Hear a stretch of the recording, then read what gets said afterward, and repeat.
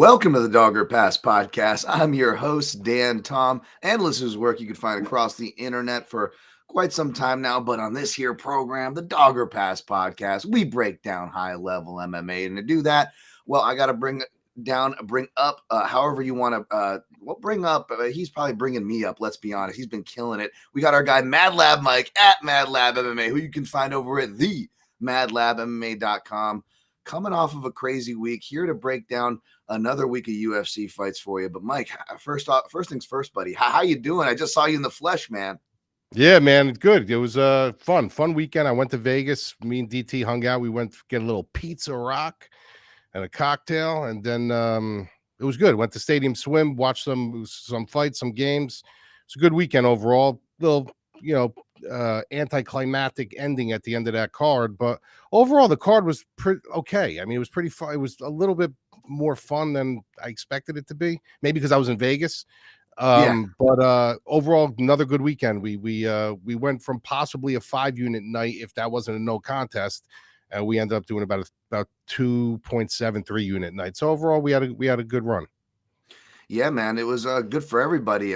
Dayton's dog of the week hit with a Volkov. He blessed Volkov there, which I believe we gave out really good analysis, right? We said, regardless of what side you play, look at your overs, decisions. You can even, build a ladder there. And if anybody built a ladder to decision, they cashed well on that. Yeah, Mike, you did well. I had a rare winning night. And I will say, you only had, you winning is no surprise, I guess. But I want to point out, it was almost another perfect slate. And I will say the one blemish, if you will, on your record, you smartly covered your tracks, sir, by having the Rakic and Mirzakhanov does not go the distance there. And, to cover your Rakic side, right? And that was one of many fights like the co-main event where we had different sides. We had different betting angles, but we were both able to cash bets, right? Like you cashed on Durden. Congratulations on that. Now I missed on Hanji Jobs, but I also had the points handicap, which I get a lot of crap for those kind of plays. I know not from you, Mike. You're a big proponent of those plays. And this is why, right? Because I could take the dog shot, still be wrong and have my losses covered. And I'd argue that the fact that we had different picks, different angles, and we're still able to cash multiple bets in the same fight, I think that probably says we probably brought some decent analysis to the table, right? Yeah, no, because like I said, we said it in the beginning of the video when we first did the show. We were like, look, there's a lot of things that can go different ways. You got to get creative and you got to find paths. So like you said about the whole Rakic thing, yeah, I picked Rakic to win. Terrible. I don't know what happened to him. It was a bad read on my end. He's not that guy anymore. But I said either way, this fight's probably ended inside the distance. So if Rakic loses, I have a chance to cover my track. So it's kind of a hedge, but it's not a hedge because I didn't really hedge the other way on the other guy doing it live or anything. It just kind of, Rakic can win and maybe win me 2 bets inside the distance, or I can maybe go 1-1 if it goes. So that's why I played it. So technically, that kind of washed itself out. So I only had that one losing bet.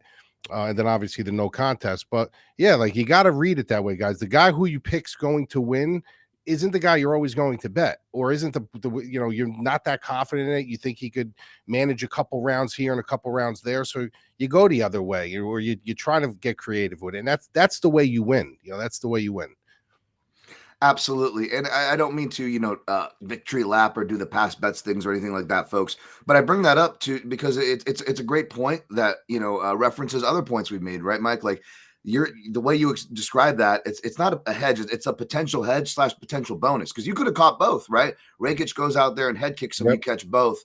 And it was a similar philosophy. That's the word I was looking for, Mike. Similar philosophy like when I bet the split props in my round robin. Remember how those have saved me a few times more often than not, right, Mike?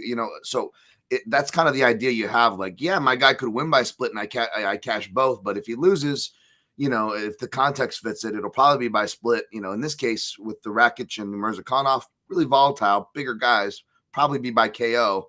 And that was a good read there as far as that goes. But the night did end anticlimactic for all parties, whether you were having a good night, a bad night, or you were the fighters in question. Either side, Aspinall or Gane, ended very unfortunate with an eye poke. Mike, I really want to get your take here. I just want to say real quick that I do feel like we at least had better handling of officiating. To be fair, we criticize the judge and officials when they deserve it. I did feel we had better performances all around, despite it being Abu Dhabi, right? But once again, we have the grand space here of MMA fans blaming the fouled fighter. That seems to be a real unfortunate trend here. What's your take, Mike? Yeah, so when these things happen, it's almost like a blessing and a curse, right? It's a curse because obviously, look what happened. We waited all day for this fight, and it didn't. But it's also kind of a blessing because you could see who's intelligent and who's not. First you get the band of people that are saying, "Well, Gon was on his way of winning. He was winning. He was going to win the fight." So that's uneducated number one. You're judging a fight in one round when there's 4 rounds to go, which is absolutely asinine. But believe it or not, we do have people in this community that will, not our immediate community, but in the Twitter sphere and stuff, that actually were using that, saying, well, he was winning, he was on his way to win, he wanted to quit, and this and that, blah, blah, blah. And then obviously you got the people who were saying, well, he should have continued. He should continue. I don't know if you guys ever saw the movie Karate Kid. There was one, I think it's Adam Silver, his name was. I forget what his name was, the guy with the ponytail. And he goes, an opponent can't see, can't fight. So you can't fight if you can't see. Now, my issue with this is I have an issue on both sides. I have an issue with Aspinall and I got an issue with Gon. The issue I have with Gon is that if you're fighting somebody in that way, and you're not single eye poking, but you're double eye poking, it's not like a thumb to the eye or a knuckle into the eye. That shows that you're not engaging with any kind of violence. That shows that you're engaging for rangefinders and kind of trying to keep them away from them. Because if you've ever been in a street fight, you've ever been in any kind of a fight, you're not punching somebody like this. Okay, even if you're cocking your hand back and you're coming around with an overhand right or something, even if it's in motion, sometimes you're bringing your fists together. This guy's hand was completely outreached. That's a big problem for me. And that's a big problem because there's not enough consequences involved. The problem I got on the Aspinall side is, do I think he quit? No. Do I think he was looking for a way out? No. I really do believe he could not see. But the problem I do have is you get 5 minutes. You should not be telling the ref a minute in you can't see. If the ref is coming up to you and he's saying, you push him away, say, look, I got 5 minutes. Give me 5 minutes. Let me collect my head. I just got poked in the eye. And you kind of deter him. You kind of drag him to that 5 minute mark. Even if you're 80% positive in your heart and your mind that you can't finish, like you're like 80%, I don't think I'm going to be a finish. I can't.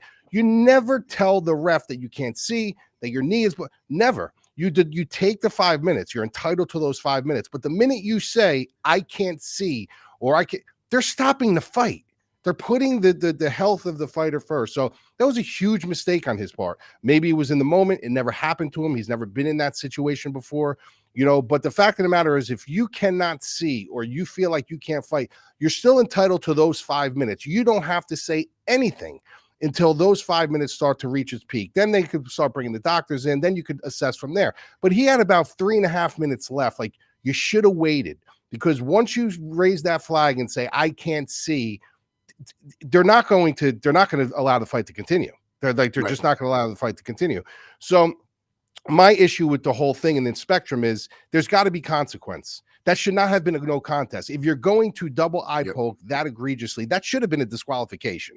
I mean, period, end. I mean, I know he kept the belt and stuff like that, but there needs to be consequence. There needs to be more consequence. How many times have we seen referees where guys grab the cage once, and in certain fights they can grab it twice and it's a point. In other fights they can grab it 4 times and they haven't even taken a point yet.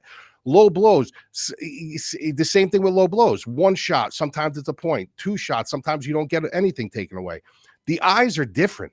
Like, groin strikes are one thing, grabbing the cage is one thing, but eyes are completely different. This is something we've been trying to stop for so long, and there's just not enough consequence involved. I think if they threw something down on the table where said, look, if he can continue, it's an automatic point, but if he can't continue, it's a disqualification. That's how this stops. But this no contest. I mean, what happens if the table was turned and Gon was getting waxed? He got knocked down. He was looking like he was on Queer Street. Then all of a sudden he throws his hand out and pokes him a double poke.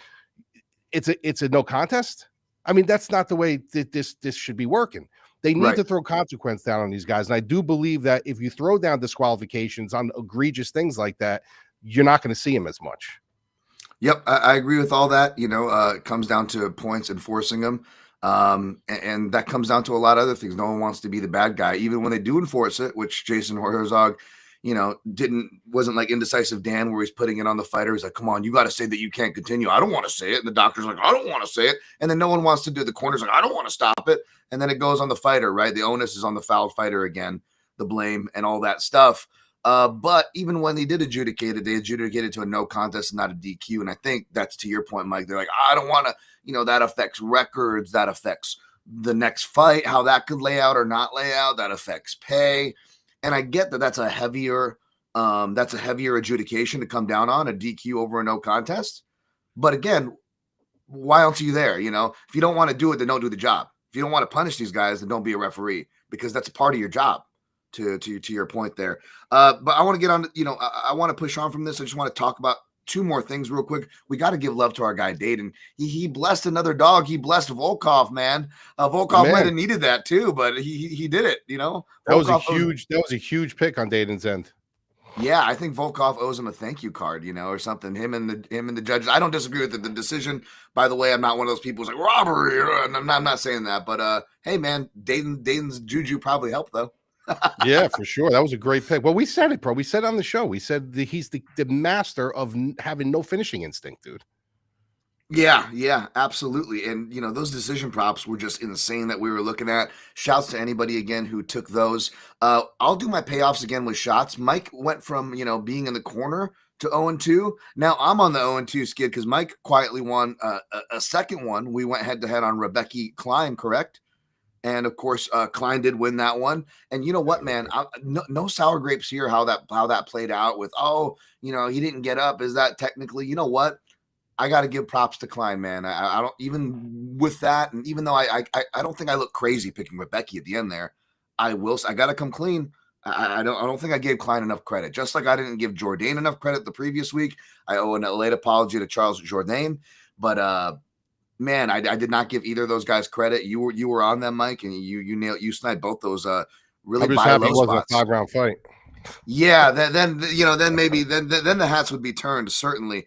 And lastly but not leastly, as you saw, Mike, you saw my round robin process. You liked that, did you not? And it hit. Yeah, it hit this weekend. So I had the and apologies. The one place I did, of course, the one time I didn't put it on YouTube, I put a post on Fight Day at Dan Tom MMA on my free Substack as normal. So everybody there got to see it. But again, another reason why I need to spend less time, trying to appease the people who can never be appeased in the YouTube comments. I miss the important stuff and appeasing the important people.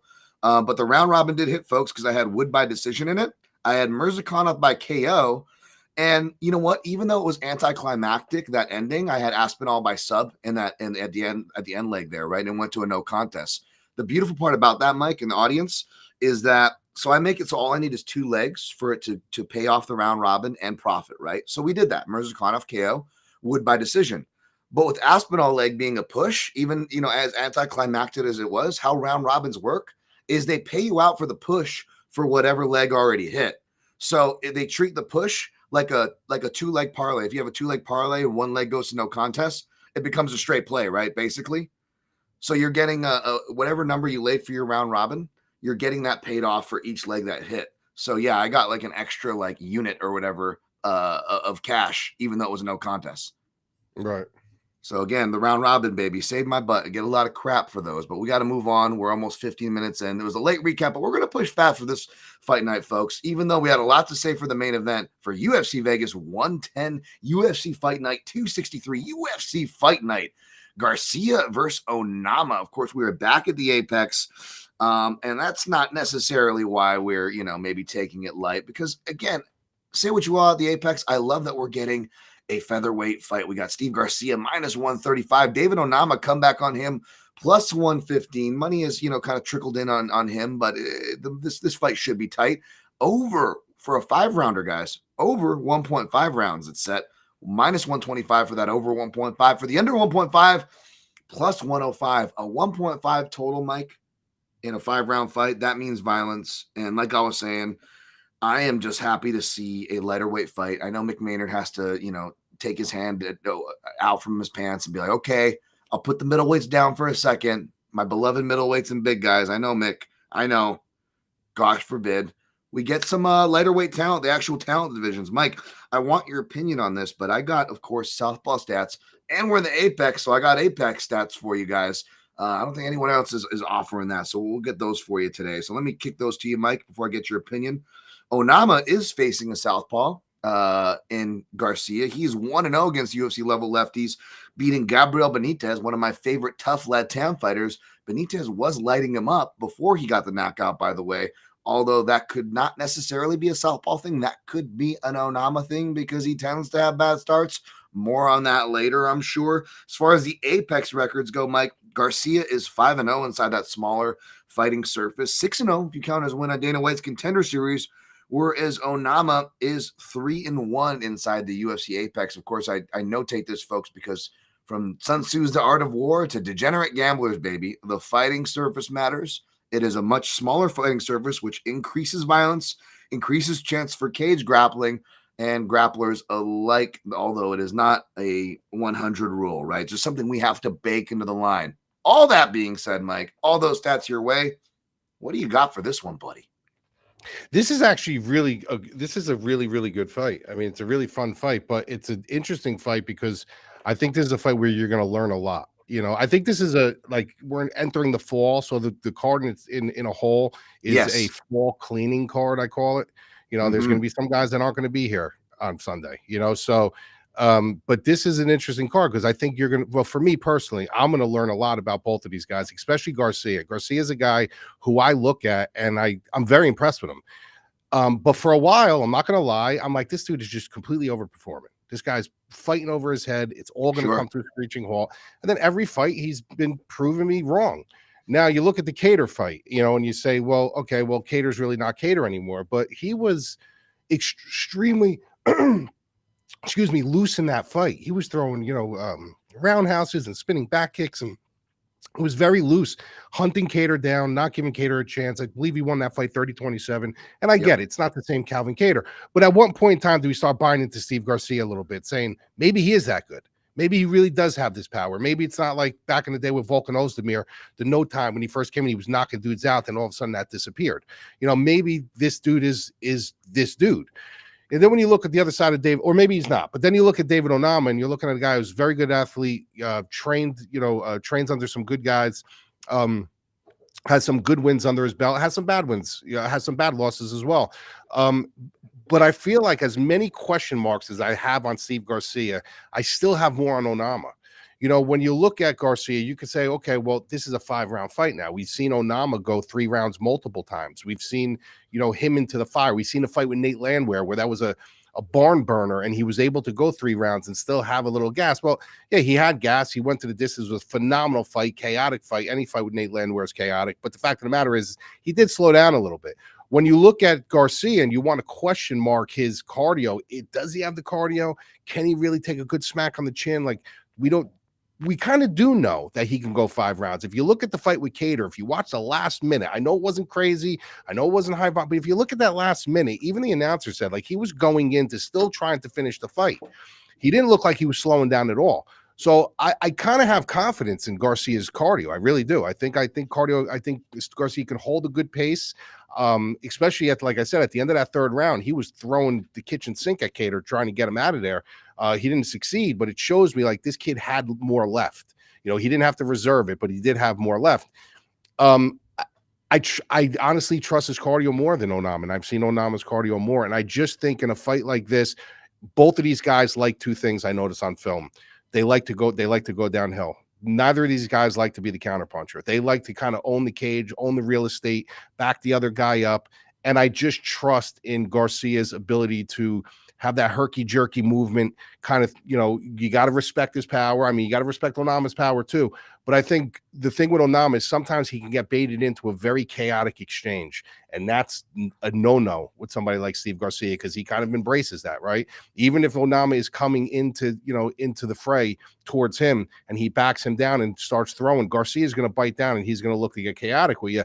And Onama has had the tendency of doing that. The one thing I will say about Onama is that his takedowns are usually on time. And what I mean that is when he's in a really tough situation, when he's in a round that's super, super close, he finds a takedown. You know, he kind of knows when to shoot, when to find the hips, when to take you down. And ultimately in a close round, that can win you the round. So that's one thing Garcia's got to really be wary of. He's got to be wary of those late takedowns or those spot takedowns where they're in a really close round, a chaotic exchange where Onama's going to change levels. And then he did it to Giga. He does it a lot. Like if you really watch his fights, he's got a good timing on when he should go for the takedown. It's almost like every round he comes in saying, it's going to happen. I'm going to go for it, but it just depends when I'm going to do it.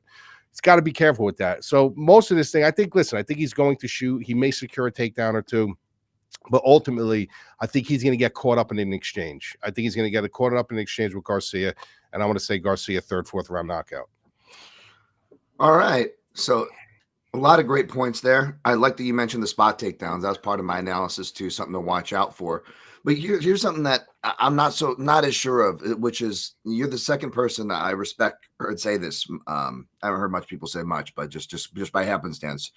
Is the cardio battle. I actually feel like Onama is the horse I want if this fight goes long.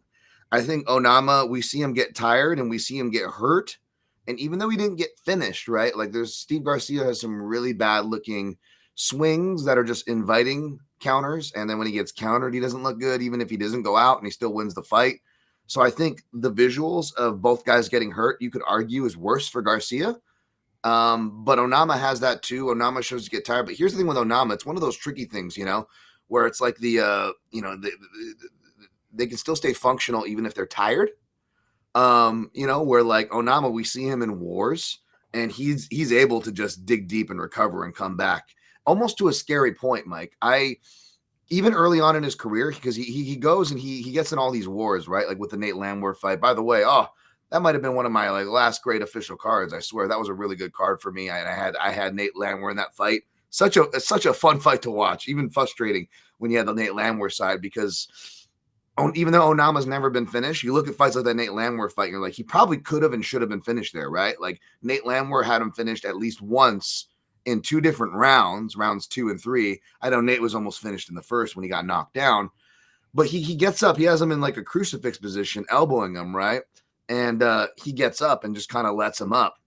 And Mike, I'm going to use this reference because you'll know it, and any old school boxing fan knows it. And I hate using this reference. You'll know why, because I don't even want to put this out there, right? I don't often think like this. I don't know why anybody would think to make this comparison. But for whatever reason, between Onama's recoverability, it's almost dangerous. We talk about the guys with the good chins and that don't go down. They almost have worse health consequences, right? And they almost have worse fallouts later in their career. We've talked about that, Mike. But I get straight up Meldrick Taylor vibes from David Onama. You know what I'm talking about? You know what I'm talking about, right? No, but I'm saying the Meldrick Taylor, we could talk about it another time, but dude, I bring up Meldrick Taylor all the time. The fight where he got robbed with Julio Cesar Chavez. Yeah, that's one of my first boxing memories, bro. It's a travesty. What happened in that fight was an absolute travesty of his life, of boxing. Richard Steele never came back after that fight. But anyway, that's a story for another day. But the gist of it is basically Meldrick Taylor, and it's very, I don't know how the weight classes compared in my heads, but it's these lighter weight classes, right? That happen. And what was that boxing guy a couple of years ago, or probably about half a decade ago now, that died? Maxim. I remember he died in boxing, and I remember the next Tuesday I was at a Contender Series, right? And Herb Dean did one of the rare standing stoppages, right? And you could tell that boxing death was in everybody's head. And I actually was I think I was even on one of those commission meetings afterwards, and they were just saying, like, that's the correct call. These are the lighter weight classes that the boxing refs watch out for as well. These are where the real bad TBIs, these are where the deaths occur. It's the fights where they don't go down, to my point that I made about the chins, right? And it's these lighter weight classes, and they keep pushing again, back to the dangers of nobody wanting to step in and stop the fight, right? Well, we talked about it for a foul, but even for damage, right? And it could take years off someone's career. We're seeing that now with Brian Ortega, from those Volkanovski fights and stupid fights where the corners just did him no favors, right? And I feel like, because you got to remember, he spent his first half of his career with Kraus, Onama, right? And, and now he's with Mark Montoya, who I like, by the way, in that Fat Triax style. It jives well. We're seeing him do better at like kick checking and whatnot. But Mike, his defense is what ultimately is one of the ultimate things that has me leaning towards Steve Garcia. His head, to me, still stays kind of straight on line, even though he'll do like some Adesanya stance switches where he'll get offline and look to counter, or he's gotten better with his kick checks. Like there are defensive things he's improved, but the main thing of keeping that head online is something that I'm seeing here. And even though kind of like the Benitez fight, he has the ability to eat a crap kicking early and then come back and KO a good southpaw. The thing is with Garcia is what I notice is that even though he can get hurt with some weird stuff, like it looks like he gets hurt with the ball of the foot to Charlie Ontiveros, which by the way, Charlie Ontiveros is never a good look getting rocked by that guy. But we also have to keep in mind, as fragile as that guy was, as light heavyweight coated, this is a very light heavyweight coated fight, by the way. We have to remember that Ontiveros used to fight at middleweight in the UFC and out of the UFC, folks, came down to lightweight for that fight. And Garcia, as big as he is, used to fight at bantamweight, right? So we had guys that both in the UFC, one competed at bantamweight, another competed at middleweight, and they met. So yeah, when you think of it that way, maybe not so surprising Garcia got rocked. And he still came back to win that fight, right? But yeah, when I look at Garcia as crazy as those moments, and he could be culpable here, Mike, I don't know if you notice this, he gets hurt a lot to the body too as well.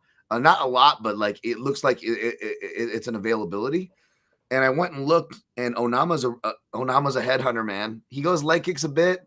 He has really good body hooks when he throws them. He just barely throws them, dude. He's mainly straight punch, shifting, throwing the knees, shifting. You know, he's kind of got almost like a mix of a Sean Strickland and Factory X Muay Thai style. And, you know, I also put in my notes here, he looks to get frustrated. And even though those shots are live, Mike, and I'm glad you pointed them out, one thing I did notice about those shots, though, he does them naked. Now, he doesn't mean he takes off his shorts and he shoots, folks. It means that he doesn't set it up with punches. Now, he's quick and he can get the timing. He's fast and athletic. I think that bails him out. But he's not even at the point where he's really setting these up yet. And Steve Garcia, even though he looked questionable coming in, getting his back take by, again, a giant 155 specialist that he took on short notice for his UFC debut way back in the day against Luis Pena. Outside of that, Garcia actually shows most improved wrestling, grappling, scrambling. And if he gets on top, dude's got some of the most vicious ground and pound, you know. This guy was my underrated fighter, under the radar fighter to look out for MMA Junkie last year. And so, you know, I guess part of my ego, part of my stocks are already a part of Steve Garcia. No surprise for me, for you guys to see me side with him here, folks. I'm going to side with him here officially in round 2, which makes that under crazy because round 2 is the hot round here. But Mike, I'm not rushing to the window to play Steve Garcia. I actually think some of the value plays here are playing Onama in rounds 2, 3, and 4. If you like Onama, it's rounds 2, 3, and 4. I'm still going to put out a full round robin, even though I'm going to take a personal break this week, despite coming off a win. Like I said, folks, I stick to what I say. But I will tell you, fight ends in round 2 being the hot round is something I'm looking at for the round robin. I know I threw a lot at you, Mike, there, but it seems like we're both on Garcia. But do you see that Onama could maybe be 2, 3, or 4? My drinking crazy juice over here that Onama could be live if this extends. I think honestly, the more it extends, I think it favors Garcia. I think Onama's window is a little bit earlier, but I honestly think it's going to go a little deeper. I think both of these guys are going to respect each other's power. They're going to try to feel each other out. They're both in a big moment, main event. Yeah. You know, so I think that can kind of tether the water a little bit, you know, kind of bring them back before they start really exchanging. And I think once somebody tastes a little bit of blood, I think they're going to these are the two type of guys that try to get it back. You hit me, I'm going to hit you. Then we can start seeing some action. But I think it's going to be kind of a slow burn. So I probably wouldn't go near the early props, although listen, both of these guys are very capable. You know, somebody can slip on a banana peel because of nerves and be caught at the wrong spot at the wrong time. But if both of these guys come in cool, composed, ready to go, I think they're going to feel each other out a little bit. And I think it's going to be kind of a slow burn, and then it's going to just boil into like a chaotic fight. So yeah, I think any which way you go, if you're going with Onama or going Garcia, I would probably do it near the second half of the fight. Yeah, I mean, you could just as well go 2, 3, 4 Garcia and get decent numbers. I believe he's only listed like a dollar short for each round, depending on what house you're looking at, right? So you could allot your money where you can, whichever side you like, you could spend just under a unit on rounds 2, 3, and 4 and sprinkling on those and get yourself like a near 2 unit return, depending on how you do it. And I do agree with that, that it's going to be maybe a slow to start and then fizzle, because it's really important for the notes you said, Mike. But then if it starts going, even though I do give Onama more credit than most as far as cardio, other notes I have here, Mike, is that he doesn't listen to his corner very well. And this is both recently with his new corner and with his old corner. It's hard to do. It's not something I expect fighters to do. Demetrius Johnson was one of the best, right? Like him and Matt Hume. It was that, as trite as it was that literal video game controller analogy, right? It's not the case with Onama. In fact, Onama is willing to have the kind of fights his opponents want to have. And I don't like that. He's not as used to the size parity. And Garcia actually did go 5 rounds before, although it was way back in the day in a Jackson Wing fight. He went against a decent dude who was his last fight. It was a decent regional guy who was really experienced. Beat him by a 5-round decision. He trains at elevation there in New Mexico, as well as Onama does at Denver. So, yeah, Garcia should be able to compete. It's not like I think he's a gas bag or anything. I just think that Onama has staying power for better or worse, right? Back to the Meldrick Taylor vibes that he kind of gives me. But, Garcia can get prone to getting caught on the way in. And the reason why the total set so low, Mike, in my opinion, it's because they both get rocked in the first round. But that being said, I agree with your assessment. And at the risk of sounding similar to last week with what we said about the main event, right? We saw how that ended. I will repeat myself at risk of it, Mike, because I know this is one of your favorite spots. I'm not saying you're going to go for it, but this is something you always look for. And I don't blame you. But this could be one of those, cheeky second leg of a parlay, 2-legger where you parlay fight starts round 2 with something, this could be a low-key spot for that because, again, they're so favored that it could end in round 1. So I don't know what the number is being posted on that, Mike, but maybe something worth looking at. Yeah, sure. For sure. All right. So me and Mike got Garcia there. That fight deserved it. We're going to go much quicker on these other fights, folks, because, again, Mike kind of nailed that too. It's very much it's like a fact. A lot of these fights are, the next 2 weeks are fights that, we feel like we've seen before. I don't know about you, Mike. But B, once we realize we didn't see them before, we realize we need to see them to see where these fighters are at. These are more fact-finding missions. So, I don't blame anybody for passing heavy on this card, basically. That being said, let's go to the co-main event, that we can call it that. Everybody's least favorite heavyweight, Waldo Cortes-Acosta, fighting Ante Delija. I will spare you guys the song and my humor, which I know plenty of you will appreciate. We've got Delija minus 135, Salsa Boy plus 115. Another fight like the previous one where it opened a little wider, but money trickled in on the underdog. Either way, who you favor, it really can't be too much beyond pick-em odds, in my opinion. Over 2.5 is what the totals are set to. So over 2.5 rounds, minus 125, under 2.5. Plus 105. Get you some Apex records for I kick it your way, Mike. Waldo Cortes-Acosta 4-1 in that UFC Apex. 5-1 if you count his Dana White Contender Series, of course. And Delija there is 0-0, and that one loss for Cortes-Acosta, could it be relevant because it was his fight against Marcos Rogerio de Lima. Maybe not a good stylistic parallel, but that was his first UFC level loss, happened in the Apex. He's won since then. He's back now. Does Salsa Boy come through as an underdog, or does the small cage, as it could? I'm not saying I'm picking him with confidence, or I'm picking him, but does the small cage favor the style of Ante Delija? I think it could. What do you think, Mike? Well, if you look at the way this is matched up, this is a matchup for Delija. I mean, this is that kind of matchup that he wants. He wants a guy that's going to come in. He's going to strike with him. Doesn't have overbearing. But Costa is despite if he's good or not, the guy does have cage time. He has fought a bunch of people, so he is seasoned. So he does have those little tricks of the trade where Delija is much more of a kickboxer. We really don't know what he is from an MMA perspective. We really don't know. We've seen such a small sample size with him at Tybura, and good for him. He got to win. But at the end of the day, we haven't really seen a full sample size of him under the UFC umbrella. So when you look at this, you're looking at him as if this fight stays on the feet for 15 minutes. Yeah, I mean, tit for tat. I mean, flip a coin. But for me, when I'm looking at these numbers and I'm saying, okay, well, this is kind of a dog or pass situation any way it goes for me. And if I look at Acosta, I'm saying this is a guy who's more well-rounded. If you look at his path when he fought to Spain, even though I couldn't stand to Spain, I thought he was a bum. He kind of knows, why stand with him? Well, why are you going to stand with Despain when the easy path to victory is let's test this guy, put him on his back? Well, why don't you do the same thing to Delija? Test this guy, put him on his back. His greatest attribute is his striking. Not saying that you're a wrestler, not saying that you even like to lean on it, because we know you like to lean on your striking, but this is mixed martial arts. This isn't kickboxing. It's not boxing. If you have the path, take it and test it. So give me the dog. I mean, if in a fight like this, give me the dog that Acosta has the ability to put a more full, well-rounded mixed martial arts performance together, where we still don't know exactly what the league is capable of outside of striking. So give me Acosta by a close decision. I don't agree. I don't disagree with the decision. I think this is, again, much less confident of a take than last week. And last week, right, I wasn't even confident enough to play Volkov pre-flop. I got a terrible number on him live. But the live opportunities were there. And this is the same thing where this thing's going over. You know, you're not getting a great number. You're not getting as great numbers, again, for much more sketchier products. So not a fight I'd be rushing to bet. But if you were, I would look at betting the over. And then if you think it's Acosta by decision, you sprinkle a little bit on that. If you think it's Delija by decision, you sprinkle a little bit on that. And I think it is Delija by decision, which they're giving decent numbers.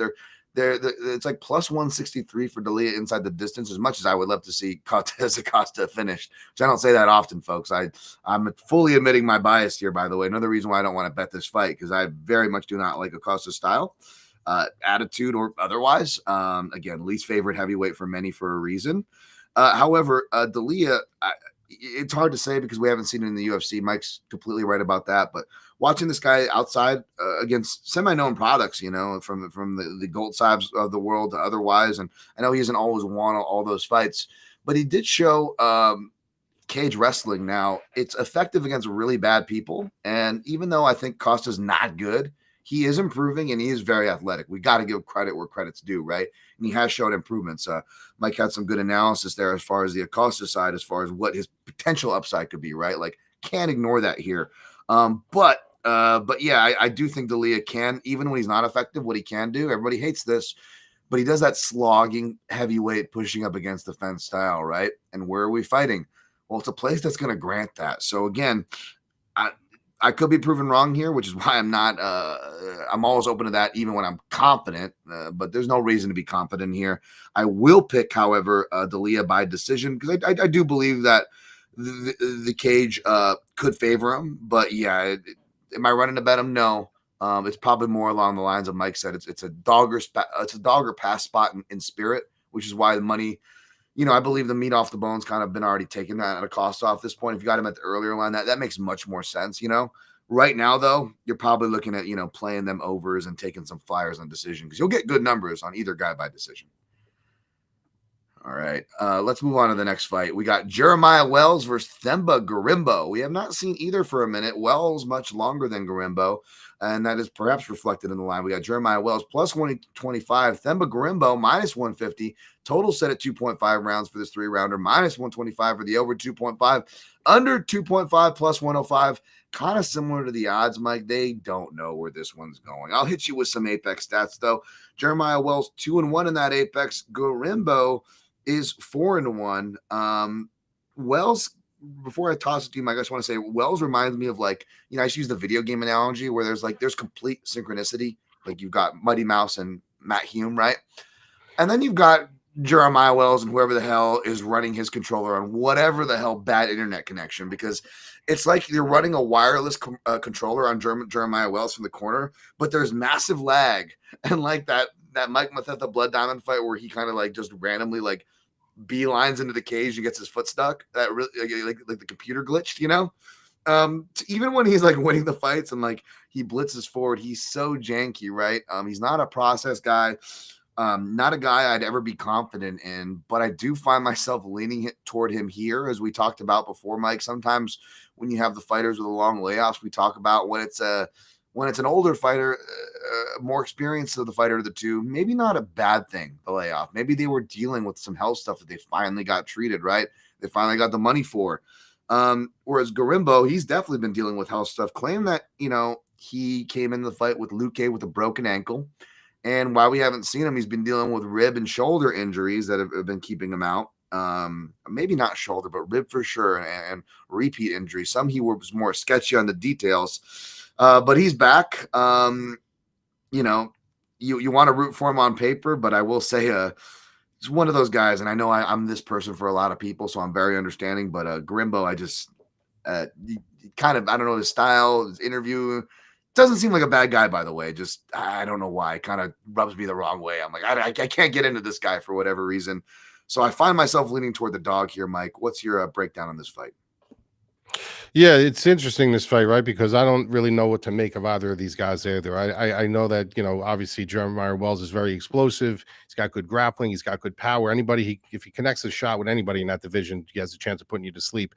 And I think that's what you're looking for. And I know Brian was mentioning something about talking about DraftKings. From a DraftKings perspective, if you're looking at 7,800 and you're looking at Jeremiah Wells, you're looking for guys with major upside, guys that can catch that lightning in a bottle, knock the guy out, and you're going from 7,800 now to sitting in an optimal situation. So, in that perspective, it's great because those are the guys you want to take swings on. And Brian, I do agree that you can leave money on the table this week for sure. For situations like this, you're taking a $7,800 fighter on a lightning in a bottle. Doesn't mean he's going to win, but you're playing the upside. Now, from a pick perspective, from a wagering perspective, it's a little bit different because now I think his chances become greater because it's a smaller cage, because he's going to be able to hunt Gorimbo down a little bit easier, and it's going to give him more opportunities in 15 minutes to land that shot. The problem is if he doesn't land that shot, I just think Gorimbo is the smoother fighter, the more fluid fighter. Even though sometimes we look at him, we're like, we don't even know what he is. Like, what is he really good at? You know what I mean? But he does tend to have a good clinch game at times. He knows how to slow the fight down. He knows how to bring the fight back into him. And I think that's where Jeremiah Wells is going to have problems in this fight. I think that he's going to look to finish the fight. He's going to be loading up on some big shots. And I don't think he's going to land that shot in 15 minutes. And I think that Gorimbo slowly but surely is just going to mechanically break him down. And I'm going to pick Gorimbo by decision. Yeah, I don't blame you. By the way, I do think that the small cage I believe that it'll help Jeremiah to force the action, but it could also help Gorimbo with his takedowns. I think that takedowns is the crux of his game, so that's something I look at of Gorimbo's opponents. How's their takedown defense, and how's their front chokes, right? Like Luque had the front choke threat, obviously, we saw. You want that against a guy who's going to want to look to shoot. All my Wells' submissions, he's a Brazilian Jiu-Jitsu black belt, trains under the Daniel Gracie over at Philly with guys like Sean Brady. Really good camp. You got that Ruzaboyev guy over there, Pfeiffer, bunch of UFC level guys, right? But most of his submissions are rear naked chokes. I didn't see any guillotines or front chokes, even going down to his amateur career.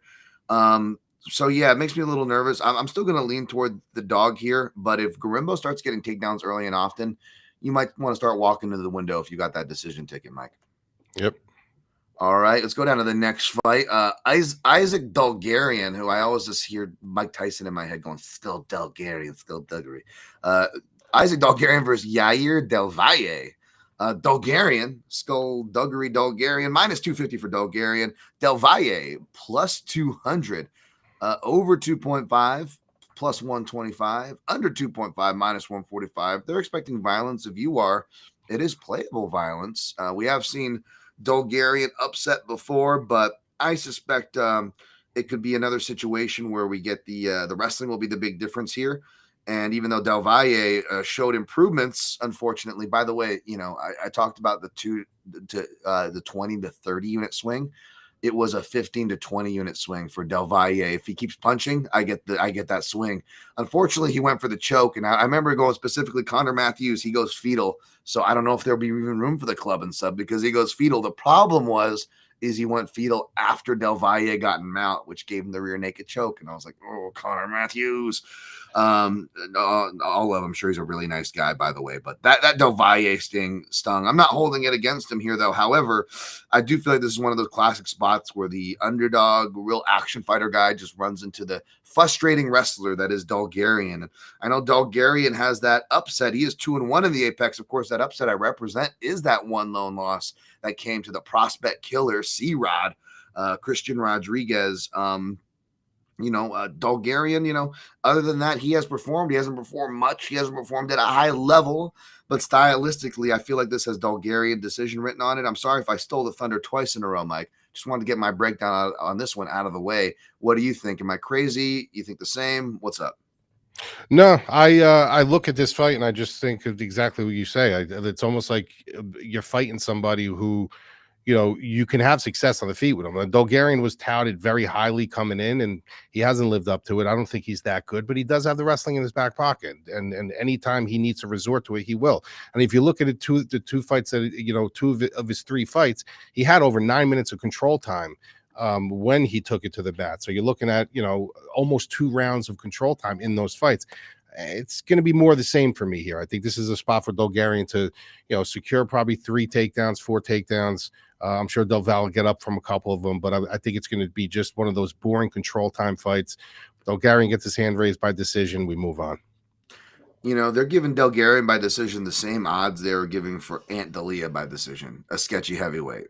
I mean, if there's any reason to avoid sprinkling that fight, by the way, unless you like the dog, then by all means sprinkle. You probably get a nice Acosta decision line if it goes the way Mike thinks. But I will say that makes me want to sprinkle that for the faux round robin there. A Dulgarian decision at +3 to 1 odds. But let's move on. Let's keep the ball moving. Let's cut through these fights here. We got Charles Radtke facing Daniel Frunza. Radtke, I believe, is going to be your favorite coming into this spot over the Italian Frunza. Radtke is -170, matching his weight, or new weight, I guess. He used to be a 155er. +140 for the comeback on the underdog, Daniel Frunza. Over 2.5 rounds, -115. Under 2.5, +105. Before I throw it to you, Mike, Charles Radtke, 2-0 in that UFC Apex. For the wrestle boxer. Frunza, 0-1, although he's 1-1 if you count his Contender Series fight. I expect action either way on this fight, Mike, but what are you seeing for this? Yeah, I don't know what to make of Radtke. He's on a rotating door of wins and losses right now. And as much as I think that he has upside, I think your personality and your persona and your behavior plays a huge part in that. And I think he needs to understand, like, you're not that guy yet. I mean, I get it. You want to commercialize yourself. You want to get on the microphone. You want to do all these crazy things, but you got to get to that point yet. Guys like McGregor and stuff who did that, they got to a point where they were in touch. This kid talks a little bit too much for my liking, but he does have upside. When I look at Frunza, obviously when you look at his fight against McKee, not the greatest look, even though I don't think McKee's that bad, but it's just still not the greatest look. I think Radtke wins this fight if he comes in and he does not take this fight lightly and he doesn't come in braggadocious. He comes in kind of humble, goes in there and gets a win. There's no reason why he can't win this fight. But Frunza's a guy where you can't take anybody lightly in this game. Like, you can't come in expecting a win or expecting, because it just takes one slip of the curtain or one slip on a banana peel, and that's it. Now I understand Radtke fought some tough competition, Prates and stuff like that, but you still, at the end of the day, you got to come in and you got to realize who you are and what you want to achieve in this sport. And I feel like his mind and his mouth is ahead of where he actually is. So I always look at guys like that with caution. But there's no reason why Radtke should not win this fight. Yeah, I believe so too. And, again, I like to mention where they're training with. I do believe it's noteworthy. Not that you should steer your whole opinion, much less your bankroll, into these things. But he does train with a good group of cats too, over there. Bilal Muhammad. Brandon Allen was just training with them, right? Brandon Allen recently came through for you as one of the few people picking him, Mike. They got a good camp over there, but between that 170 to 185 weight class, even big 155ers like Ignacio Bahamondes, I should say.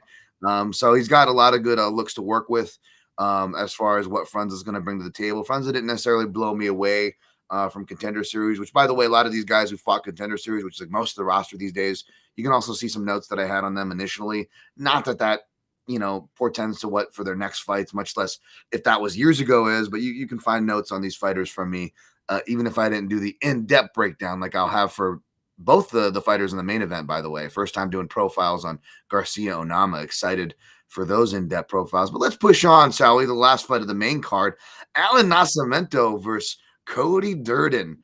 Oh man, this fight jumps out. It feels like we've seen it before, but we haven't, and it should be pretty fun though for flyweights. -270. Allan Nascimento getting a ton of respect from the odds makers.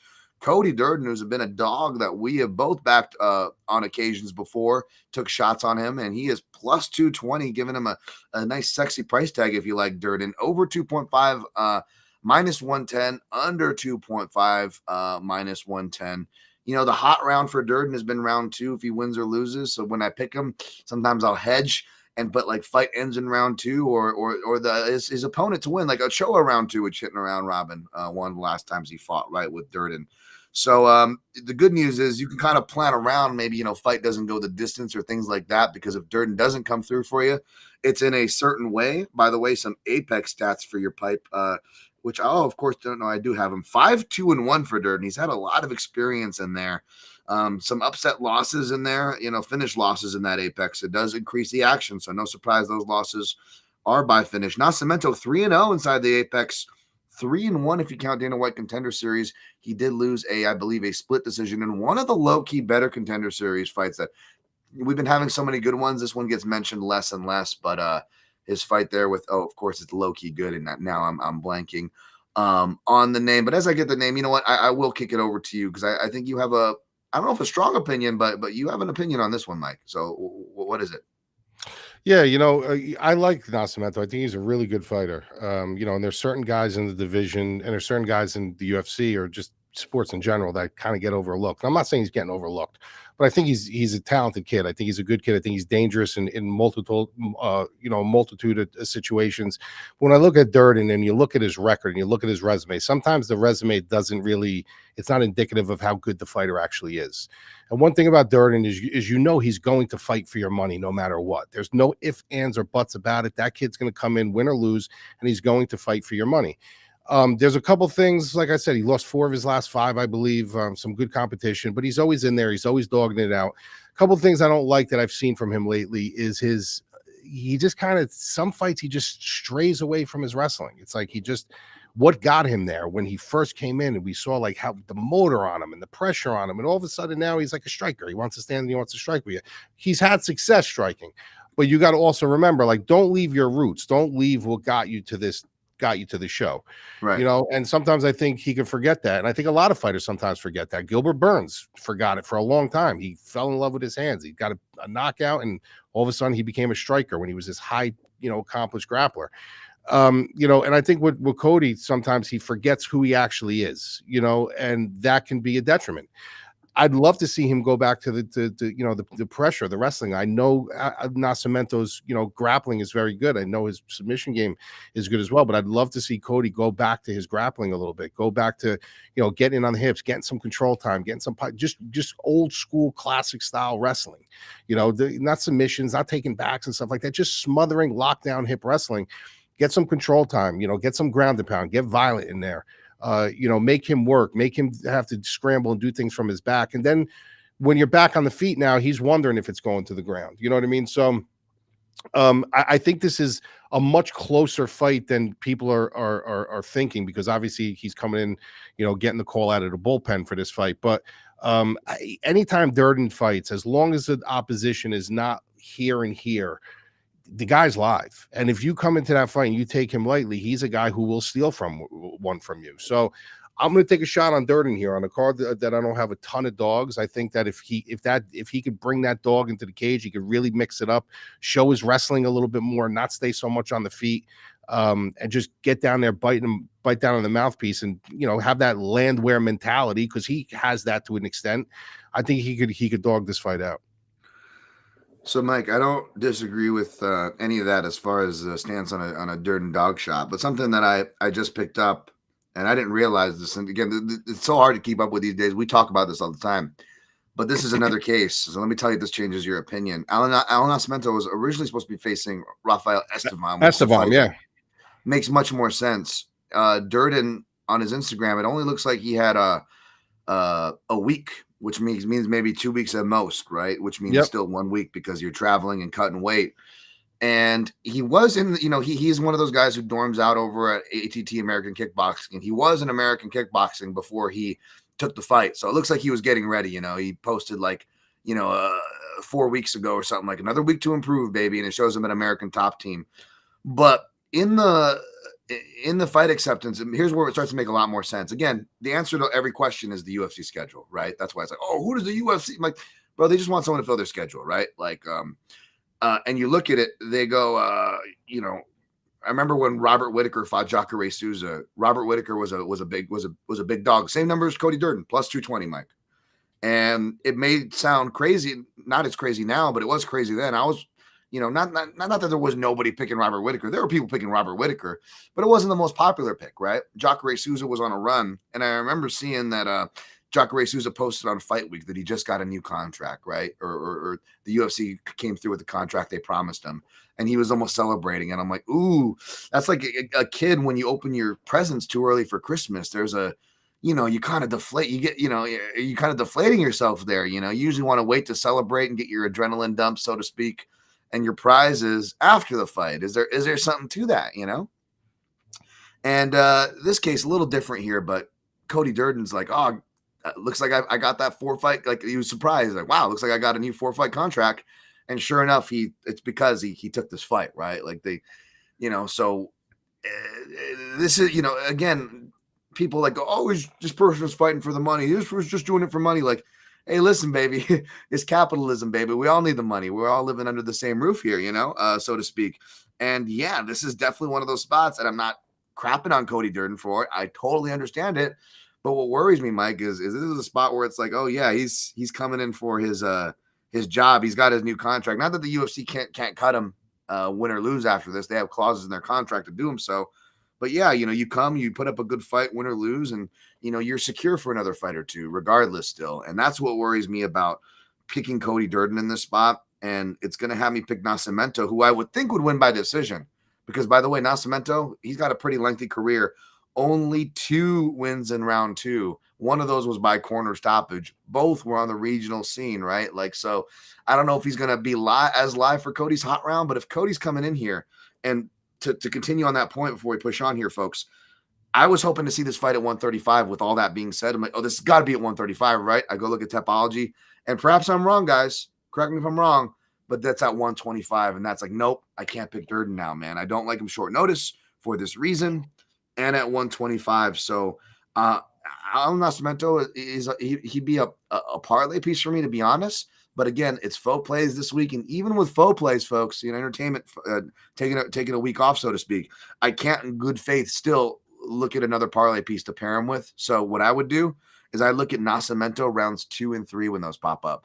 That way you don't have to like lay massive chalk on Nascimento in case Durden wins. And if Nascimento wins, again, I think Durden's not going to have too much for him if we get later into the fight. So Nascimento rounds 2 and 3 for me. Okay, I'll go Durden decision. All right. We don't have to do this one, but we'll keep it on the table as far as head-to-heads. We got to keep track of those as we push on here. Let's push on it to fights that we can get through a lot faster, like Kevin Christian versus Billy Elekana. Kevin Christian, I did not rank him very high on my contender series. I'll get to that in a second. Minus 275 for Billy Elekana, if that tells you anything about Kevin Christian, right? They're putting Billy Elekana minus 275. No offense, Billy. Kevin Christian plus 225, over 1.5 rounds, minus 140, under 1.5, plus 120.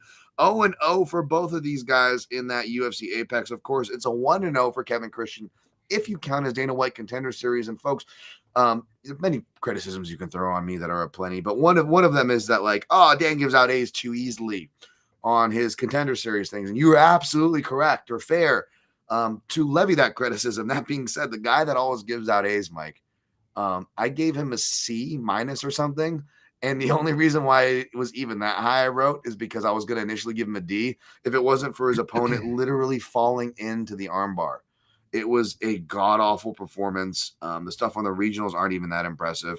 I wrote that, like, this is like I always joke about McMaynard having hard-ons for middleweights, but, folks, it's because we are drowned with middleweights, in case you haven't noticed. And even on fights like this, Dana White, even himself, peeked behind the curtain, was like, I don't even want to sign this guy, to be honest. This is a guy that Mick wants me to sign, so we'll see how he does. So I wrote in the thing where, again, I'm shitting on, who does the UFC want to win? It's the UFC schedule. Shut up, folks. I know I'm that guy. But this could be low-key one of those fights where the UFC wants someone to win. For nothing, it's not an important fight. These guys aren't going to be contenders, but it's more of an ego thing. Like, just like when I was calling myself out, we're like, okay, am I picking Steve Garcia because I think he's going to win, or because I picked him as my under-the-radar fighter and he's going to make me look real good if he comes through here, right? Like, you're telling me those same thoughts aren't going for the guy that's actually in control of the matchmaking, McMaynard. So I wrote him, like, watch, they're going to give Kevin Christian some guy he can beat. And I think they tried to do that, but even he's so bad and people have such bad faith in him, Billy Elekana still minus 275. I thought about getting crazy and putting him for the parlay when you could still get even money by parlaying with Nascimento, but obviously that's crazy stuff. I'm just gonna pick Elekana and pass on here. What do you got for this fight, Mike? Yeah, anytime you get a guy like Christian who is 6'7", 6'8", he's got that kind of reach. You got to remember that can be a blessing and a curse. It's a blessing because obviously you have all these attributes I could utilize, but it's also a curse because you have to have the ability to really make it functional. When you look at guys like Stefan Struve and stuff like that, like, yeah, it's all great to have those attributes, but sometimes you're just goofy foot. You're just not coordinated. It's very odd. It's very awkward. And Christian's just not a guy that I look at like, yeah, he's got great attributes, 6'7", 80-inch reach. He's got all these weapons and tools at his disposal, but he's not seasoned enough. He's not athletic enough to really know how to hone in and use it, in my opinion. I think Elekana is a little bit underrated. I do. I think Elekana's got some good movement. His biggest task here, I think, is he just needs to figure out. How am I going to get underneath and inside on this guy? How am I going to, be able to land? How am I going to clear that range? And I think he's going to find it easier as the minutes go on. He's going to realize like this guy is kind of slow. He's kind of goofy. He's kind of, and once he figures that out, once he can kind of fly under the radar, fly under the blanket and start landing shots, I think Elekana is going to put it on him. So I like Elekana here. And I'm not, listen, I don't like the line, but I do think he is the rightful favorite. Look at us. We took Elekana last time as like just as big of a dog as he was a favorite, Yeah. But, I guess we're both on him here. Mike, we still don't have any dog alignment for some Benji Boy Dog of the Week action here, but will we have some on the next one? And if we do, is it even considered a dog? Because it's one of those minus numbers, but it is a line flip. We do have a line flip, and those have not been going well, right, for the market, especially when they line flip on the Asian fighters like Orichi Lang, the Mongolian Murderer. This time it's ChangHo Lee who got flipped to dog odds, as we got Timmy Cuamba in the neighborhood of minus 120. ChangHo Lee, I did see plus money on him earlier in the week, but maybe it's leveling back out now, even basically minus 100. Over 2.5 rounds, minus 205. Under 2.5 rounds, plus 175. Cuamba 0-2 in that UFC Apex. 1-2 if you count his Contender Series bout. ChangHo Lee 1-0 there. Cuamba is a guy who, a lot of people in my circle have a soft spot on. Local Vegas guy. He's shown he can, stay on his footwork on the outside, work the jab, although didn't really do him too many favors. He actually was able to dust off some of his flashiness and opportunism that kind of got him those highlights that got him the shot on Contender Series. He's still young, finding his way perhaps, but I don't know, man. ChangHo Lee's one of those guys. Again, he's not like a Long Xiao, right? Where it's like these guys aren't going to be contenders or anybody who I see maybe even cracking the rankings, but are they fun action fighters that, I legit, get excited for? Heck yeah. And you got to, not be writing off all the Asians with the same brush that the gambling community I know has a habit of doing. So you got to, highlight at least the fun ones, even if they're not going to come through. I'm not sure if he's going to come through here, but I'm actually going to lean toward the original favorite, open at a minus 180. Again, now minus 100, ChangHo Lee. Not super confident though. Mike, what do you got for this one? Yeah, it's interesting that you said about Cuamba, how he kind of he's become a little bit more disciplined. I think that's the key to beating a guy like Lee. Lee is somebody who you got to really understand one thing: how do you deal with his pressure? How do you deal with his pressure? How do you deal with his pressure? And if this was Cuamba, the craziness, well, then you're putting yourself in a really bad position because now you're pretty much playing the chess game that a guy like Lee wants to play. He's constantly in your face. He's constantly pushing forward. He's constantly, looking to score.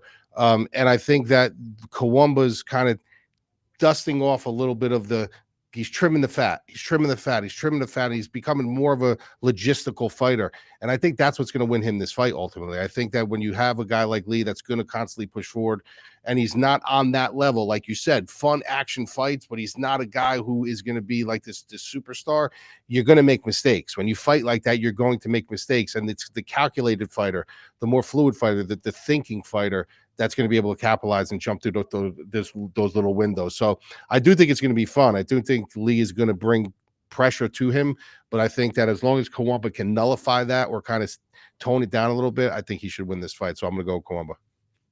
Man, this is another one we have. I was hoping we'd have some dog alignment, but this could be a head-to-head option. We got a couple of those so far, Mike. Yeah. Let's see what we got here. Let's go to the next fight, though. Let's try to be short with this one outside of because it deserves to be short outside of maybe shitting on Sedriques Dumas, who somehow, Mike, so why is this guy getting booked? Minus 370 for Donte Johnson, the former heavyweight who moonlighted at light heavyweight, coming down to his natural weight class of middleweight to meet somehow still a middleweight UFC fighter, Sedriques Dumas, plus 280. Over 1.5, plus 180. Under 1.5, minus 210.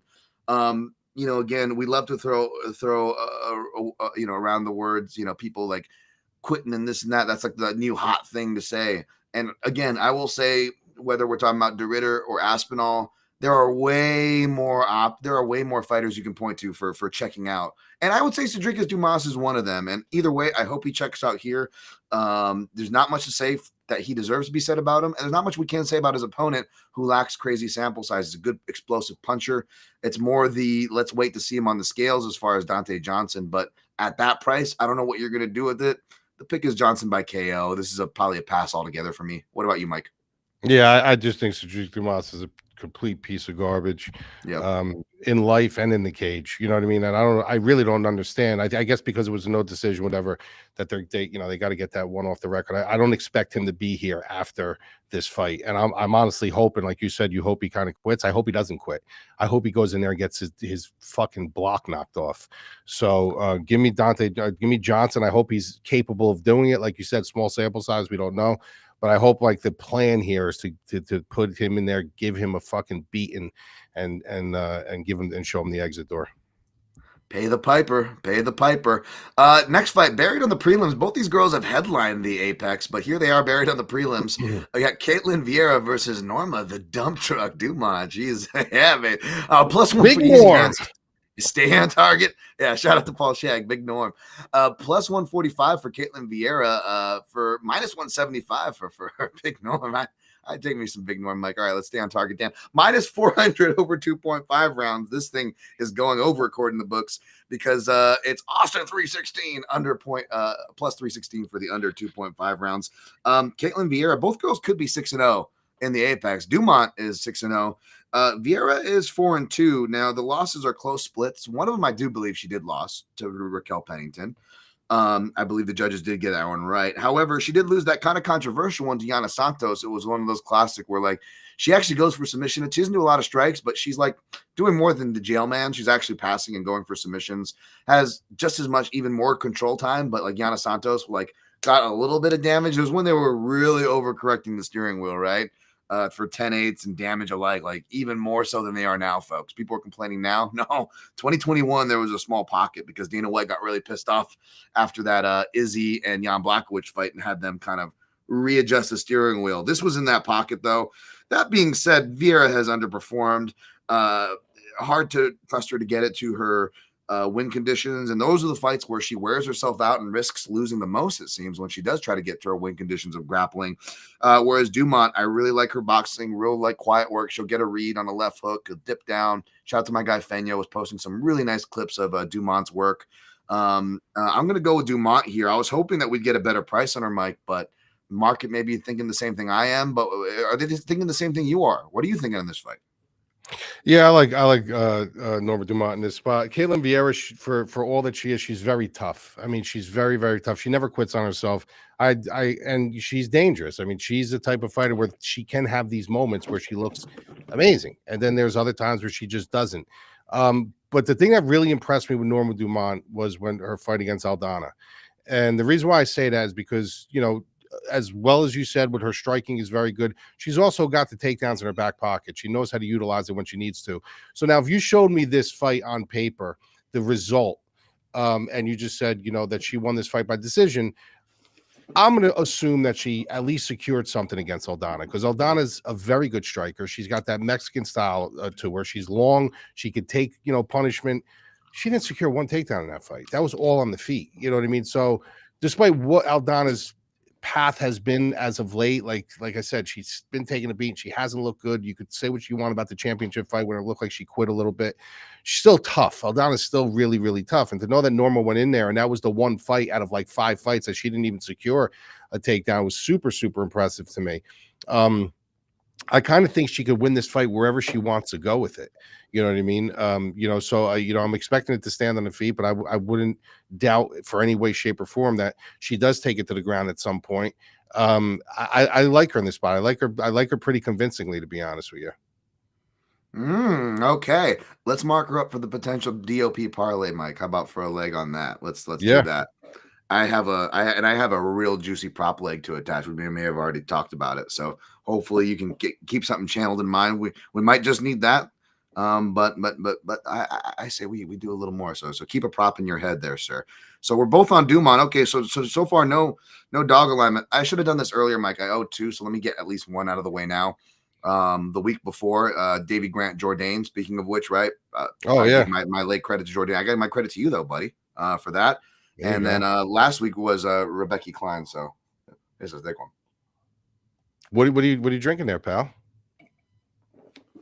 Oh, 100 proof Old Forester. Oh, whoa, Mac. It's got me talking like Connery there. Hello there, Money Penny. Hey Dan, you probably shouldn't say this is a thick one and then proceed to put something in your mouth. David, chiming in when it's appropriate, my man.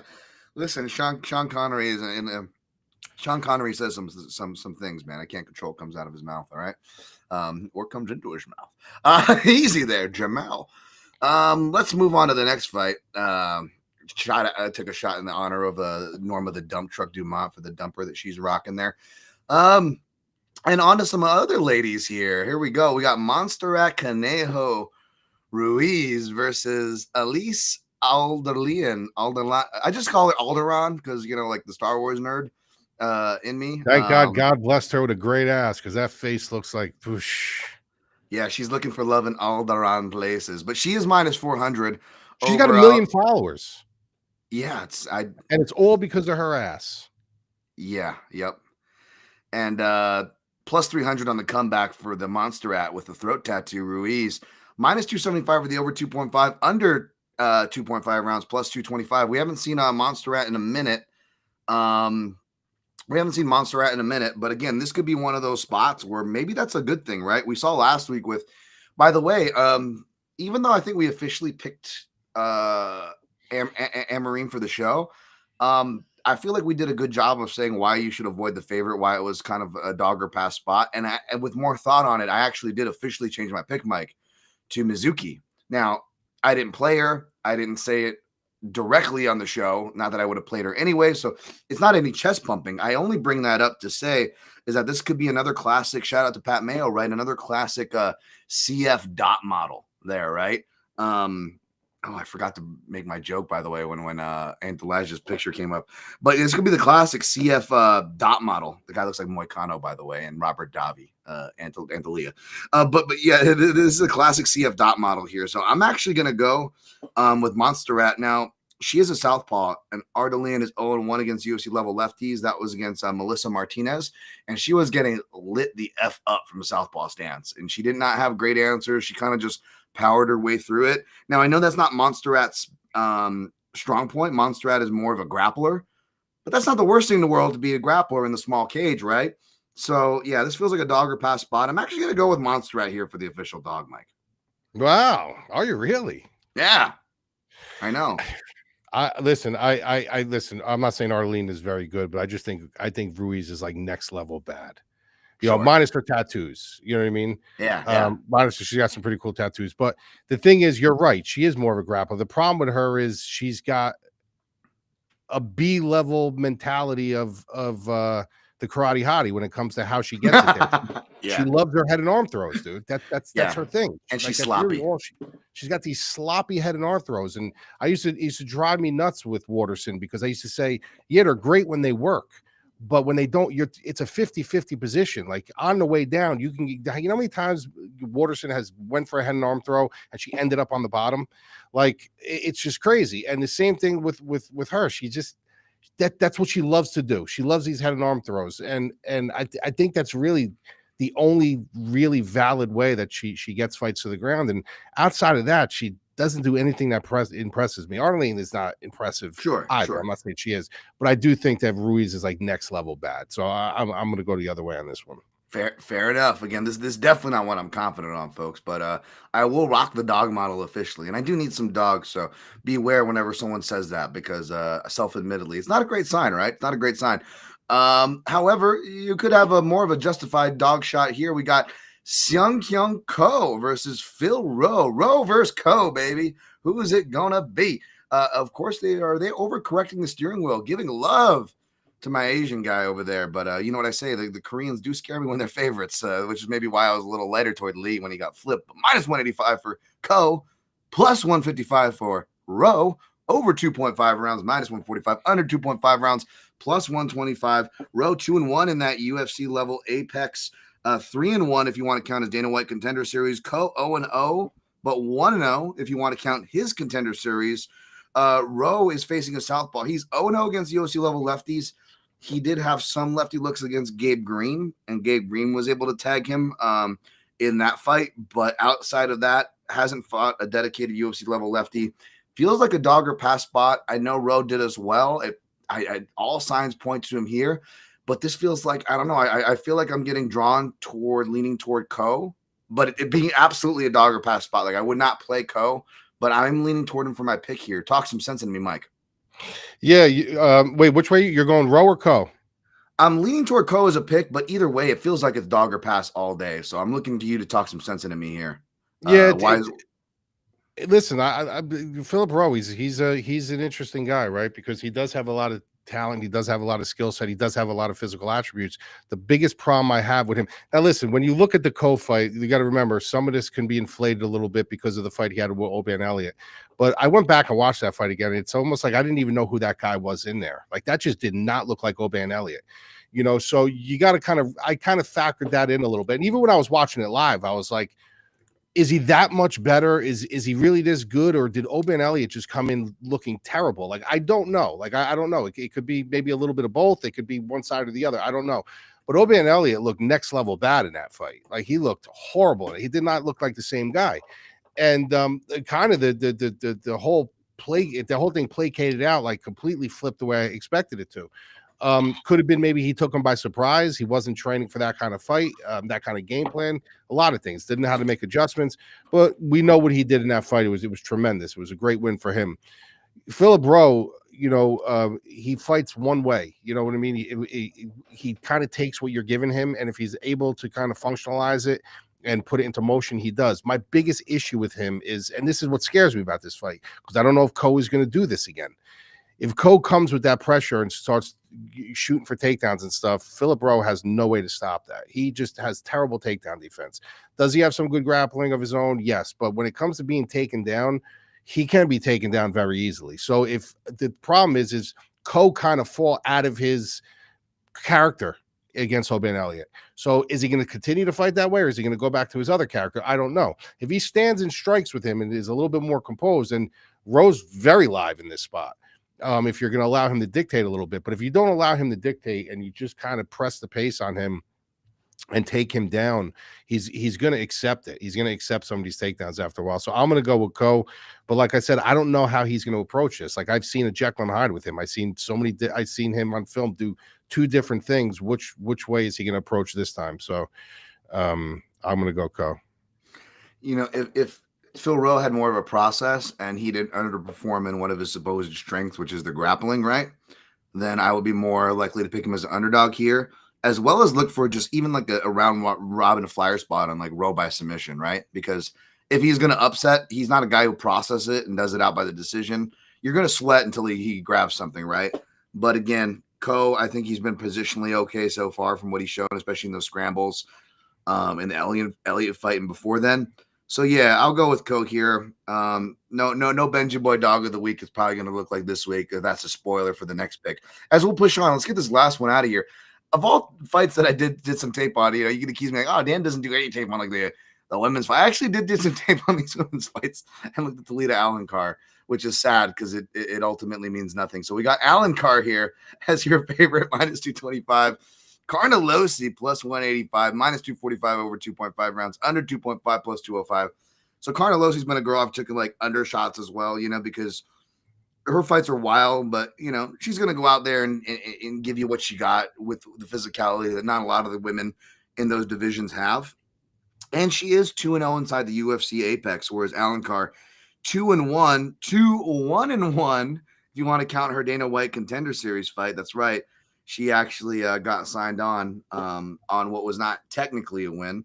And even though Allan Carr does have jiu-jitsu skills and whatnot, what kind of stood out to me and surprised me every time I watched the tape on her.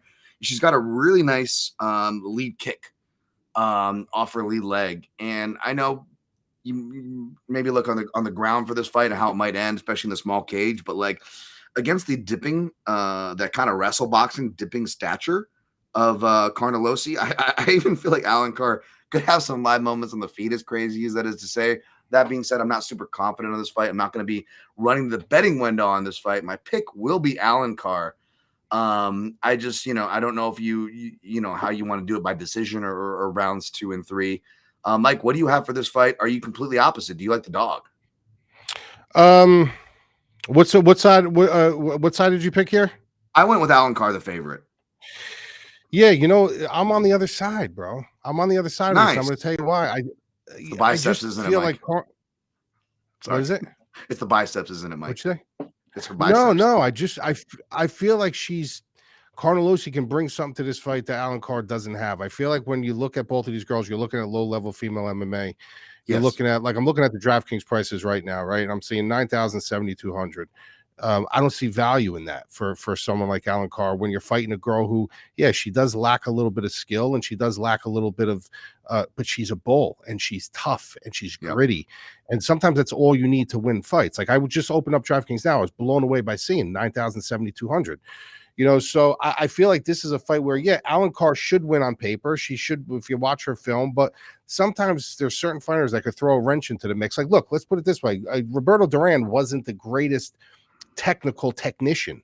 He won his fight on grit and I'm not putting her in that category. I'm just saying his style. Like, you have certain fighters, Marvin Hagler, another guy, wasn't a great technical guy, but the guy moved forward and he made things dirty. Carnelossi's that way. She can make things dirty, and I'm not sure Allan Carr is going to be able to deal with that if it gets to that point. Can she fight a much cleaner fight and win the fight? 100%. But if you're giving me, dog odds on someone like Carnelossi, who is going to fight and she's strong and she's powerful and she can control certain situations, low-level female MMA, I'll take my crack on Carnelossi here. Okay, all right. Wow, again, you made the perfect case as far as why I made a case for Carnelossi in the past, and that's why I actually taped this fight, because I wanted to pick Carnelossi. And although I'm not a stats guy, Mike, the one last thing I'll add to this before we push on here and wrap up the episode is that and I watched the stats to go with it, but again, you get nearly 13 minutes of control time against a way superior grappler and athletic girl could get up, fight from her back, and Vanessa Demopoulos. And inside that very same small apex cage, she was able to score that, nearly 13 minutes of control time, right? That's just so hard for me to ignore. And that is the way you want to face a muscle house, a very capable fighter that I think we both were fair to make the case for Carnelossi. I think that's the way it's not exciting, but that's the way you fight her. So we'll see on there. That could be another one, Mike, if you want to feel generous. Because again, I will say, not that it has to be a rule. I don't mind taking ChangHo Lee, for example, because he technically opened as a favorite, but I feel like when the person has their back in the corner, maybe we'll give me a favorite spot. I think we gave you a favorite spot with the Jourdain Davy Grant on that crucial one. Maybe you'll be gracious to me. If not, no worries. I'll take a dog here. But we got a couple to choose from, Mike. Before we recap, though, we don't have a dog of the week because we didn't agree on any dogs here. But there is a Dayton dog of the week, and he's teasing us, Mike. He's teasing us. He's got a different thing. He says we're going to hate it. He's changing things up. So I don't know what the hell that means, but we got to guess what he's on, Mike. Mike, do you have a guess for Dayton's dog of the week before we roll out and recap here? I'm going to take another shot, by the way, to OU, Mike. All right. I'm going to say, well, he's definitely not going Carnelossi because, she's not if Ardeline was the dog, I would say he'd go Ardeline because of her ass, but he's not going that way. He's not going Norma Dumont because she's not the dog. I'm going to say he's going to go Cody Durden. Okay, he's going to go with Cody Durden. I was going to say Montserrat Ruiz until he said you'd hate it. And I'm like, well, I picked Montserrat, so I don't know how much I'd hate that. So I'm going to back up my Montserrat pick. And he said hate. Dude, he's got to be picking Dumas. He's got to be going Dumas on us. Oh Really no! just fucking shaking dude. it up. What do you got, What do you got, Dayton? What do you got, Dayton? Is it Durden or is it Dumas? Is it Cody? No. So I was thinking way earlier in the card Oh, when thank God. when you said, Oh, thank "Hey, God. so where's Waldo? Where's Waldo?" Right? Oh, Yeah, my man, there you Waldo. go. Oh no, I definitely got to stay away from this fight now. I And might Mike, have to put a wager in on this one now. exactly. I might stay away. Mike, you have all the reason to fucking sprinkle a little fun. I might sprinkle a little Costa by decision after that. After Dayton just secured it for me. Dude, and I think sprinkle is the operative word in a card like this, folks. Again, we're not just saying it to say it. This is one of those cards for that. And yeah, so I just paid off my head-to-heads. Mike, what do we got for head-to-heads this week? Let's look. We've got like I said, we've got the Allan Carnelossi. We've got ChangHo Lee versus Cuamba. We can go Nascimento Durden's pretty far in the odds there, even though I would be favored. I don't know if I'd want to take that one. What are you thinking here, buddy? Should I hate Waldo Cortes-Acosta more and we go Delija Cortes-Acosta and I'm against the Dayton dog? I'd be down for that too. You want to go against me and Dayton? That's what you want to do? I'd be getting a favorite, but I'd also be going against bad juju going against both UMFers. So I think it would level out. You said you wanted the Carnelossi fight, right? We could do that too. We could do that. You're making it sound like that, not doing you a favor by giving you fucking plus Carnelossi. Like, no, you are. I mean, if you want to do that, I'll be fine, man. I wouldn't say no. I would say, listen, let's do the Cuamba fight. You know what? That's probably the most fair. Yeah, and it's one of the most entertaining, right? Hopefully, that is. Hopefully, it should be an entertaining fight. So that should make it fun, like the Rebecca Klein. So yeah, let's do that. Let's do that because I can bump my chest and say I got a dog, but really I got an opening favorite. I can play both sides there. Fuck it, let's go. Let's go with that one, Mike. All right. ChangHo Lee versus that. And we owe the people, especially, shout out to the commenter who was looking forward, listening to the whole episode. And they're like, oh, I didn't get a DOP parlay. Even though we've been bad about those for a little bit. I think we owe them with one here. So what I said with Mike, folks, what I said with Mike off screen, I said, you know what? Let's go, let's go two big prop style where we put two big props together.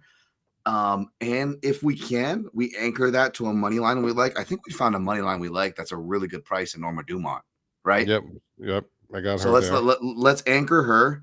If I can, I want it. What was that plus 300 by decision? Who was that on? It wasn't the co-main event, that's for sure. We didn't agree on there, but it was who was it? It was a lighter. Oh, Dulgarian by decision, like 3-1. Dulgarian by decision, winning method. We both like Dulgarian. We both like him by decision, correct, Mike? It's plus 275. So now we're sitting at plus 489. Okay, so Mike, the ball is in your court. Use a prop because there's not much money lines we agree on, much less ones with value, right? Unless there is, then do that. That's definitely a much more easier path to cash.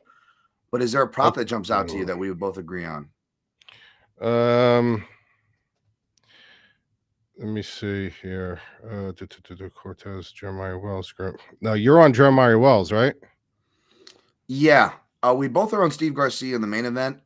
If that helps narrow things down, we both are on Charlie Radtke for whatever that's worth. We both are on Billy Elekana. I know those last two aren't the most uber confident, but those are the ones we are aligned on. We also are aligned on Donte Johnson. What's Donte Johnson inside the distance or by knockout? I just look. It's minus 225 by knockout. Jesus, they really chalk that up. What is that? Just curious. Yeah. If we add that to our plus 475, does that get us over plus 500? It's got it, right? Let me see. Winning method by knockout is minus. That got us to plus 750. Actually, but keep it. We'll put it in there. Keep it because I would feel. I want it in there. The only other matchup we would have to choose from is we both pick Co, which I would imagine maybe Co by decision. So it's either Co by decision or Johnson by knockout and knockout. I'll do Johnson by knockout. And then if we add a fourth leg and we just throw Steve Garcia in for the main event, we're sitting at plus 1390. Let's do that. You do 4? All right, fuck it. We're doing 4. All right, so we got Steve Garcia money line, Norma Dumont money line, easy to remember, Dulgarian by decision, and Donte Johnson by knockout. I actually like that. I actually like that parlay, dude. Me too. I'm not going to track it because I'm going to stay to my word, but I will throw something on that just for fun and Yeah. shit. Okay. All right, cool. For the show's sake, guys. So just so you guys know, it's not completely faux. We're putting thought into it. We're sticking to our guns. We're sticking to our picks, and let's go. All right, let's get it under 30 seconds to go, Mike. Mike, where can they find you on the way out, buddy? We laid out everything. MadlabMMA.com. We're up in every sport right now: football, NCAA, NFL, and MMA, and boxing. Obviously, when it presents itself, I might have something for the Mikhail Mayer fight that's happening tomorrow. I don't know. I got to see what the odds are, see what the props are. But come over, guys. Check us out. We give out plays for the common man. We're not giving out 100 fucking plays where you got to track them live. And we give you your slate. You go through the slate, we adhere to it, and we live and die with it. We have a great community. So the MadlabMMA.com, come check us out. All right, you can find me at Dan Tom MMA on all social platforms. Free Substack at Dan Tom MMA. I'll be better about posting, even though I'll be faux round robin. I will put thought into it. Of course, we both are on Steve Garcia. Split on Delija. I got Delija. Mike's got Acosta. I got Wills. Mike's got Gorimbo. We both got Dulgarian. We both got Radtke. I got Nascimento. Mike's got Durden. We are both on Elekana. Mike's got Cuamba. I got Lee. That's our head-to-head. We both got Johnson. Both on Dumont. I took a flyer on Ruiz ChangHo, but Mike's on Allan. We're both on Co. I got Allan Carr. Mike took a dog shot on Carnolosi. Check the timestamps. Thank you, Dayton. And good luck on your picks and plays. And always protect your neck.